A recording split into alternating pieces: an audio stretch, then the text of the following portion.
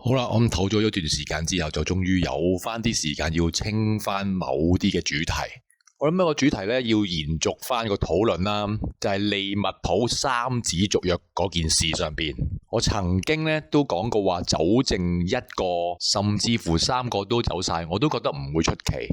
但係事情咧去到大概10至11日之前咧，就有一個突破性嘅發展。一路傳緊會喺季尾完咗之後加盟皇家馬德里嘅亞歷山大阿諾就仲未有定案嘅，到我而家錄呢一刻為止都係咁，反而一直都未動筆，而且最有機會傳走嘅王牌射手沙拿就正式宣布續簽2年，亦都即係話佢將會喺利物浦度過10個寒暑嘅時間，最起碼。咁而家已經過咗8年啦。而同一時間，隊中嘅中堅老大哥雲迪克亦都宣布續約到2027年，都係續2年。咁呢個操作係十分之合理，只不過我哋個時間呢，理論上就應該喺冬季度做嘅。不過無論如何都好，呢2個續約就對利物浦嚟講都幾緊要。尤其是沙拿雖然已經去到33歲啦，但係今季俾人大家見到佢嘅表現仍然都維持相當嘅能力。咁兩者嘅續約絕對係一個定心丸嘅作用俾利迷。咁其中一個原因點解沙拿同埋雲迪克會再續約呢？有可能佢哋見到今年喺史洛帶領球隊之下，第一季聯賽獎杯都真係已經到手，可能就預示緊嚟緊，如果留多2年嘅話，係咪而家呢個班底係有能力再衝擊其他嘅獎杯？咁真真正正咧為佢哋嘅足球生涯畫上完美嘅句號。咁留佢哋嘅代價，當然喺人工上邊一定要調整啦。沙拿就一定係要加到非常之頂薪。據估計，保守估計啦，嚟緊呢2年佢個每周薪酬有機會去到50萬鎊，雲迪克都唔弱，亦都會加到去40萬鎊。續約就真係要啲誠意嘅。人工喺佢哋歲數嚟講，絕對係一個考慮嘅因素啦。亦都預示咗，似乎 FSG 都想預留翻佢手上邊一啲嘅資金，就俾呢2大主力嘅，係有心想衝多2年成績。但係呢個決定嘅背後呢，我覺得係絕對有隱憂嘅，陣間會講。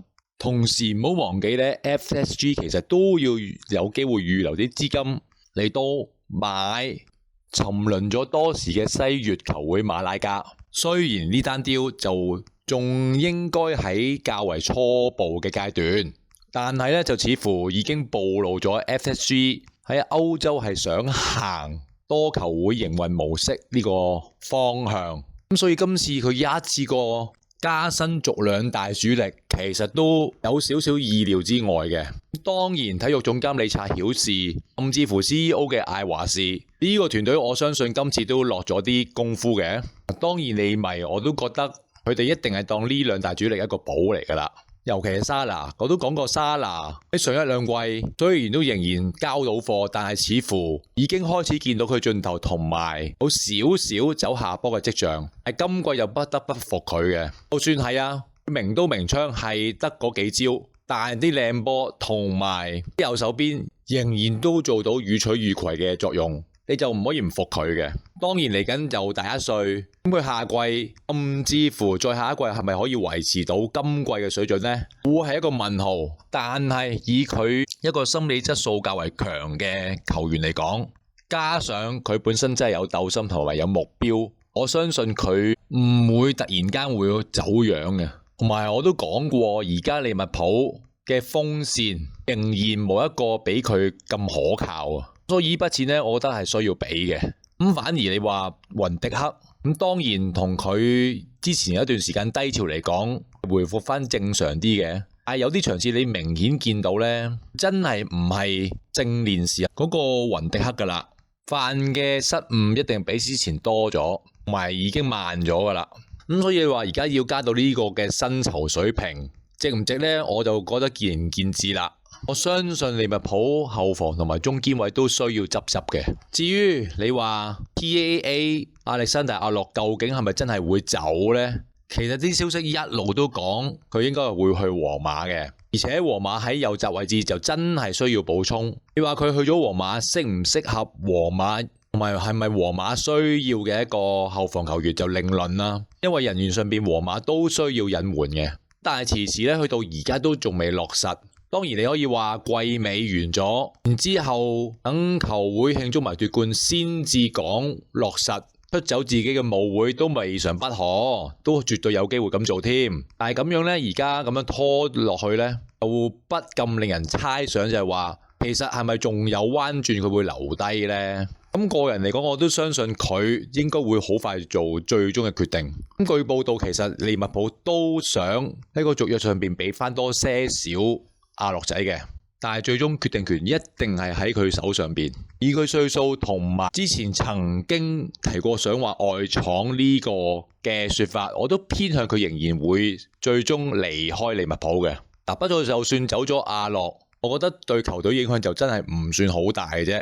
球隊無論如何咧，喺某幾個位置上邊都需要作出調整同埋補強。表面上續咗兩大主力大阿哥表示同埋阿華斯，叫做交到啲功課啊，係真正嘅隱憂同埋真正佢哋要諗嘅嘢就係嚟緊呢2年，其實真係要部署球隊喺某啲位置上邊換班嘅情況。頭先我講咗啦，後防其實左右兩閘都要考慮，右閘嘅年輕球員巴特利其實都易傷嘅，左閘嘅希臘仔斯美卡斯就應該傳緊，夏天未必會要添。中堅我頭先講咗啦，雲迪克其實我都覺得有少少隱憂嘅，咁你得翻高耶迪。昆沙又未真係好成熟，其實呢個位都需要揾一揾人嘅。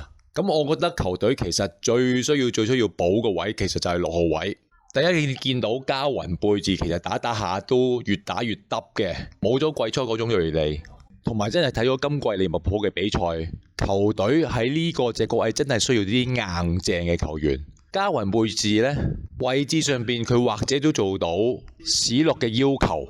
但係如果面對其他中場搶得好勁嘅球隊嚟講呢，加雲貝治就絕對係俾咗下去。咁反而遠藤航嗰類型嘅球員，其實利物浦需要。咁當然，如果質素上嚟講，一定係要揾一個更加有保證嘅球員啦。個難題就係呢，就真係唔係咁容易揾到類似洛迪嗰種打法嘅球員。都講過，甚至乎而家阿仙奴候緊嘅蘇比亞文迪都唔係洛迪嗰種質素。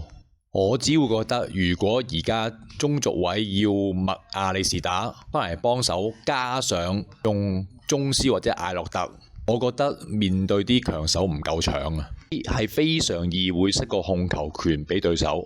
仲有我頭先講咗，球隊而家前場係有不少嘅攻擊球員，身價高嘅球員亦都大有人在，但係出到嚟嘅表現始終係各有令人未有信服嘅地方。所以續咗兩大嘅重臣，並不代表利物浦可以安枕無憂，反而嚟緊嘅1至2季就係理察曉士同埋米高愛華士嘅關鍵年份，係為嚟緊真係冇沙拿之後嘅轉接期嚟到做嘢咯。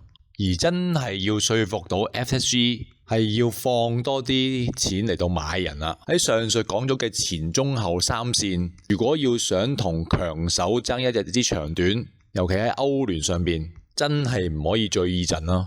亦都要開始慢慢諗下點樣減少對沙拿嘅依賴。沙拿當然佢有目標就係一定係想喺球會歷史上邊追趕到羅渣亨特，成為第2大嘅入球最多嘅球員。而家就係爭40幾球呢，我相信喺未來2年做到嘅機會係絕對唔難嘅。但係如果真係想追趕老樹346球呢個嘅紀錄，相信真係有難度啦。無論如何啦，表示同埋艾華士以至成個利物浦團隊嘅未來人員補充嘅成效，我覺得係一個幾大嘅難題啊。講到隱憂呢，就要加上 FSG 真係配合，同埋最後馬拉加入主呢個計劃係咪真係落實，都係一個因素嚟嘅。而且真係有2點要補充一下，就係續咗呢2大球員嘅主力，唔代表可以買到更加多嘅冠軍翻嚟嘅。最起碼係咪真係衛冕到英超冠軍，都真係要打過先知。第2點就係史諾嘅戰術體系經過成季嘅展現之後，我相信不少對手都洞察到當中可以解破到嘅漏洞同埋盲點。咁對於 C 羅嚟講，第一季開得咁好，第二季我諗真正嘅考驗就會嚟啦。咁佢喺戰術嘅上邊會再有調整，或者再有微調，令到隊波有機會再上一個階梯呢，就要再睇啦。咁所以兩大主力續約嘅風光背後，其實隱藏好多不確定性，甚至乎隱憂喺度啊！所以球會嚟緊嘅發展呢，都要值得大家繼續嘅留意。咁今集時間差唔多，我哋下集再見，拜拜。